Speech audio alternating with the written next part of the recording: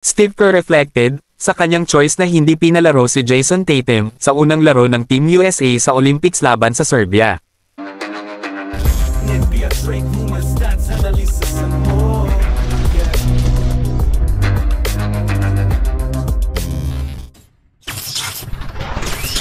Sa kabila ng 26-point win sa kanilang Olympics opener laban sa Serbia, ang head coach ng Team USA na si Steve Kerr ay gumawa ng ilang interesanteng choices.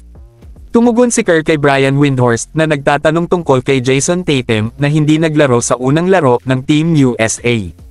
Nabanggit ni Kerr na na-handle ni Tatum ang disappointment at nilayon niyang gamitin ang NBA champion sa mga susunod na laro sa tournament. Nagkaroon ng ilang speculation na masama ang pakiramdam ni Tatum patungo sa laro na pinabulaanan mismo ng player.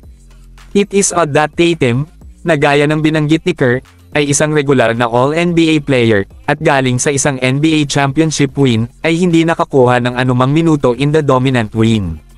Nakakuha ng makabuluhang minuto ang mga teammates ni Tatum sa Celtics na sina Jrue Holiday at Derek White, kung saan si Jrue ay naglaro ng 24 na minuto bilang starter, at nagambag si White ng 16 minutes mula sa bench. Gayunpaman, kung titingnan mo kung paano naglaro ang mga forwards para sa Team USA, hindi nakakagulat ang napakaraming na nagpasya si Kerr na not rock the boat sa napakaraming player. Si LeBron James ay nagkaroon ng isa pang nakakagulat na laro sa jersey ng Team USA na naglagay ng 21 puntos, 7 rebound, 9 na assist, at 1 steal. Si Kevin Durant na nakabalik sa squad pagkatapos ng injury ay naghatid ng 23 puntos at 2 rebounds mula sa bench.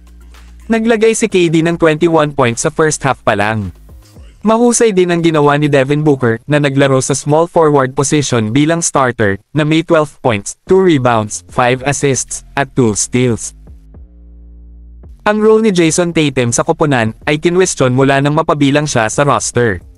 Bagamat walang duda sa kanyang talento, marami ang nagtanong kung gaano siya makakalaro dahil kasama rin sina LeBron James at Kevin Durant sa roster. Habang ang pagkakaroon ng isang manlalaro tulad ni Tatum bilang isang third option sa posisyon ay isang luxury, may mga concerns tungkol sa kanyang oras ng paglalaro. Magsisimula si Tatum sa isang great na season kasama ang Celtics, kung saan nag-average siya ng 26.9 puntos, 8.1 rebounds, at 4.9 assists, at tinulungan ng prangkisa na makuha ang kanilang record na ika-18th NBA championship. Ngunit hindi yun sapat para makakuha ng starting spot para sa Team USA sa Paris Olympics. Hindi masyadong concerned si Tatum tungkol sa hindi pagkuha ng sapat na minuto bilang isang Olympian na nagawa na ito noong 2020 kasama ang Team USA sa Tokyo kung saan gumanap siya ng key role sa kanilang pagkapanalo ng gintong medalya.